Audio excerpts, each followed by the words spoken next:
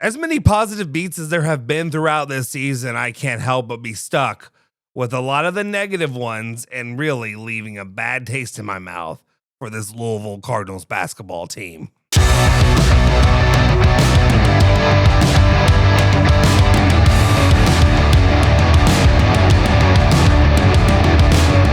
What's cooking? Justin Soforo back once again, giving you my latest edition of ESPN Louisville Plus Instant Reaction. We're, of course, reacting to the games that was. We have Louisville, Kentucky, and, of course, today is the Louisville Cardinals taking on the UNC Tar Heels, going down to the unfriendly confines of North Carolina, Chapel Hill, to be exact. And, unfortunately, things did not end in the manner that I was hoping. When it went into the game, seeing a Caleb Wilson-less Tar Heel side, and thought maybe Louisville would have an opportunity to strike while the iron's hot. If you listen to the ESPN 680 show today, The Take from noon to 3 with Andy Sweeney, he had Greg Barnes on, who really kind of highlighted how this was an opportunity really for the Cardinals that they could grasp, because Louisville has a lot of really good high shooting, high scoring offensive threats with the point guards and the other guards in the room. And North Carolina, for the most part, wasn't supposed to. North Carolina, that was an area of weakness until you come into this game and Seth Trimble decides to light your ass up for 30 big ones, and Louisville walks away kind of holding their tails between their legs a little bit.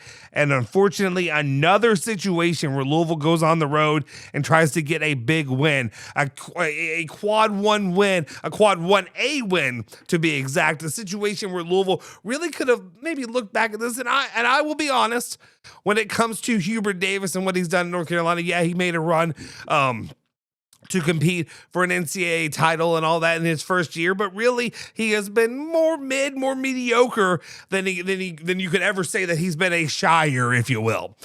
So that being said, it's just one of those situations where I walk away kind of, again, with a bad taste in my mouth. And yes, I guess you can be positive and you can say that this team fought back. And if you want to try to spin that narrative, that is something that you are more than welcome to do. And my problem is that you were the team that got come back on. Like, I get it. You want to say, well, Louisville got down or, big in the second half and they were able to claw their way back into it, where it was a game. It was something where you maybe could even dream about hitting a miracle three to tie it in the end and see what would happen in overtime. Well, that didn't happen. And unfortunately, the team that really came back was the North Carolina Tar Heels, who got down by double digits early to Louisville, who came out on the road shooting, I dare say hot, but not really, just because it only lasted for a very, very short period of time. In the end, this Louisville basketball team went on the road, lost 77-74, and I have more than a few grievances that I can need to get off of my chest. Shooting 36% from three. It was a little bit lower, but they had a couple threes hit near the end. One guy who, I'm sorry, I'm just going to have to put him on the chopping block to begin with, and I'm sorry, just get it out of the way. Isaac McNeely, I'm sorry.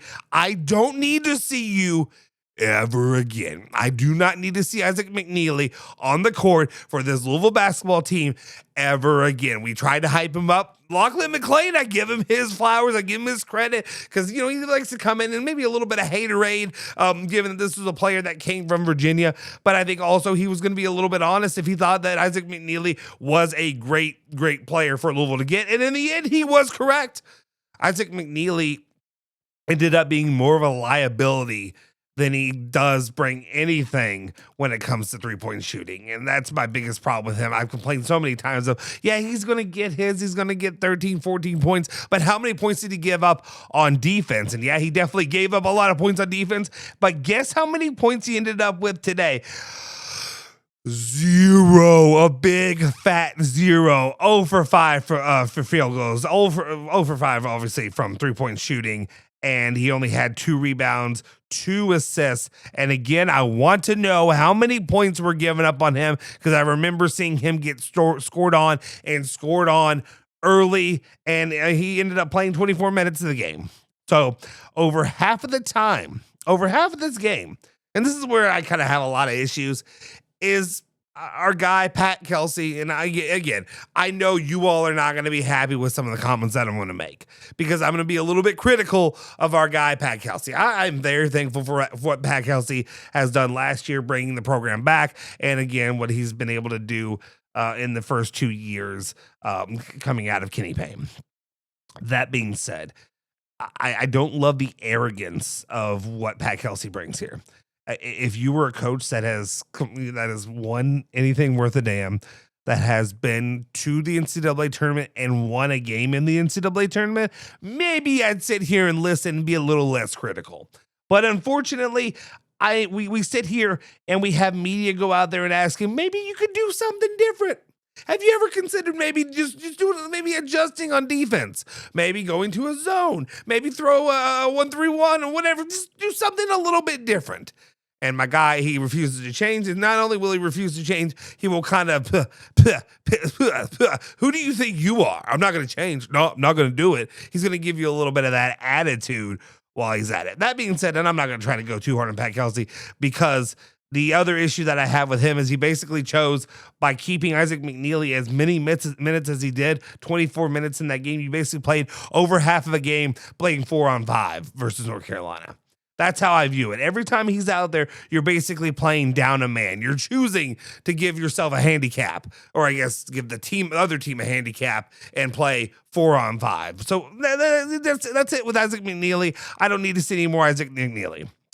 Zugris, that's a hard one because I know a lot of people are going to be a little bit frustrated with Zugris. My thing with Zugris is while he does a lot of dumb things, he's a workhorse. He's at least a workhorse. He's going to at least fight and try to get, try to help the team to a point. But I'm not sure Zugris is what we need. And a lot of the issues we had were the big men just not really stepping up for this team. We had Sananda Frew, who got in foul trouble early, only ended up finishing with, and let me go ahead and make sure I get that number correct, 3 points in the end at the end. So really ended up not really being able to contribute anything. And that's one of the biggest issues that this team has is when the shooting goes cold, and it went cold for a long time. Louisville Basketball had a stretch where they missed 15 field goals in a freaking row in the second half, and that really accounts for that deficit of what you saw where Louisville Basketball had to come back and try to fight their way back into the game.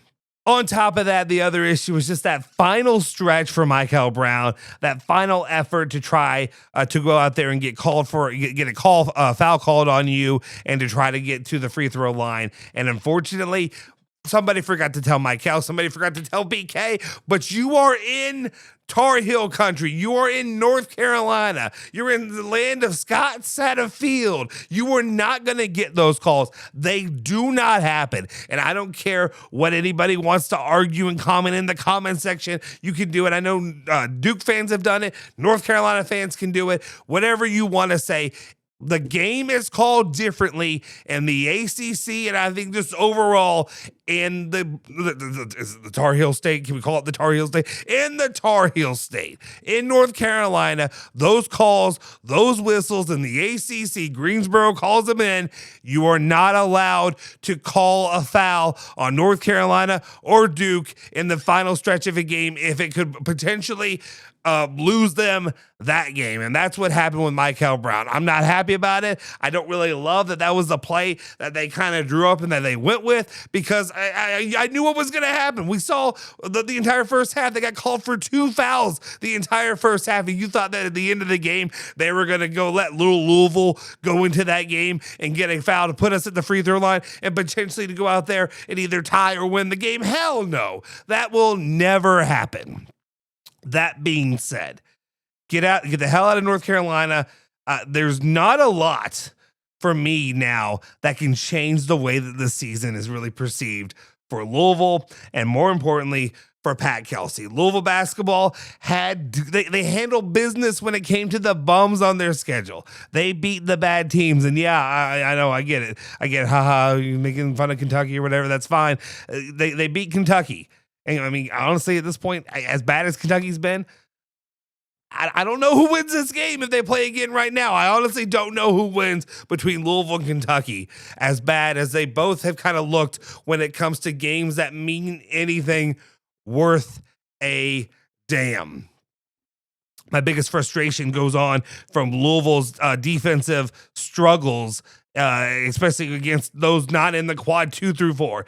And when Louisville's playing teams that are quad 2 through 4, they are top 30 defensively. This is pointed out by Eric Crawford of WDRB. Additionally, when they go to play anybody in quad 1, they are now ranked in the 70s on defense. It just happens every time. They completely fall off the planet. They don't know how to get a stop. And honestly, it's just that they cannot compete with players that are in the caliber of that quad 1. They don't have big men who can bang down low. They don't have guys who can get stops. You got Michael Brown, you got Javon Hadley, you got Ryan Conwell doing everything they can, and then you got a bunch of bums that don't know what they're doing. Maybe I shouldn't say bums. That's not nice. I don't mean that. They're not all bums, but I am just frustrated because this team is not Louisville basketball quality, and I think we all know that at this point in time. That being said, Louisville is also now 1-11 in quad 1A games under Pat Kelsey, 46-4 in all other games. And that's kind of the question where we gotta have to sit with ourselves right now. And nothing's going to change. Pat Kelsey's going to be Louisville's basketball coach probably at least for the next couple years, regardless of what happens.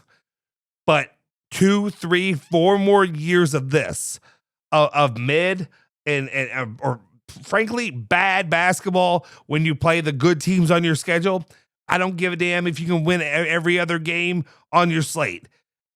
Does that do anything for Louisville basketball? I don't want to hear the argument of, great, you're not Kenny Payne anymore. Hey, he saved us from Kenny Payne. Any coach worth a damn would have saved us from Kenny Payne. Any coach could have done better than Kenny Payne.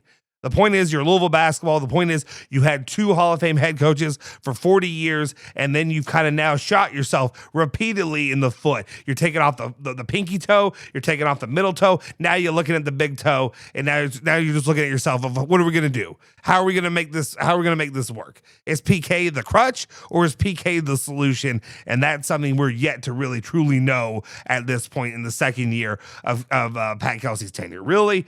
The game against Clemson this weekend doesn't really do anything for me now. At first it was, they were a top 25 team, but they've fallen off a cliff. Louisville better go win that game. If they don't, then we're just going to have more and more problems to talk about. And then the final games against Syracuse and then is it Miami or whatever, you better go win those games. If not, we're talking about the season in a worse light than we're already talking. And the only thing that Pat Kelsey can really do at this point is to get some victories in the NCAA tournament, at least one, but bare minimum, you get at least one win in the NCAA tournament. But I think really getting us to that second weekend would do wonders for Pat Kelsey moving forward. I'm sorry, I'm not happy. This is not the season that I was really hoping that it would be for Louisville basketball. I thought at least one big time meaningful victory would happen. And while it started nice, it started positive early on with Kentucky and that win, even though you saw what Kentucky ended up being. You ended up getting the win, against some rivals, Indiana, Memphis, who's dog crap. That's fine. They're all feel good stuff. Cincinnati, even though Cincinnati just had a massive win against Kansas. But in the end, Louisville won no games of significance down the stretch. There was no good, feel-good, meaningful opportunities that I can point to in the ACC schedule or anything else that really just said, hey, this is great. I feel good about where Louisville basketball is. Louisville basketball is a fine mid-tier team. They may have a mid-tier coach. I don't know. We'll see what happens. Guys, let me know your thoughts and opinions in the comment section down below. Are you as negative? Are you as unfortunate feeling as I am about Louisville's basketball season? Or do you think maybe I just need to get over it and it's going to be better? We're gonna do better. Mike Hill's going to take us in this tournament, and then things will be better next season when a whole new class is here in the transfer portal. Guys, let me know your comments in the comment section down below. Do me a favor, smash the freaking like button, hit the subscribe button, hit that bell icon to stay notified for all of our latest videos. If you feel inclined for any reason, you can follow me on Twitter at Justin Soforo as well. I'll see you guys next time. Go Cards.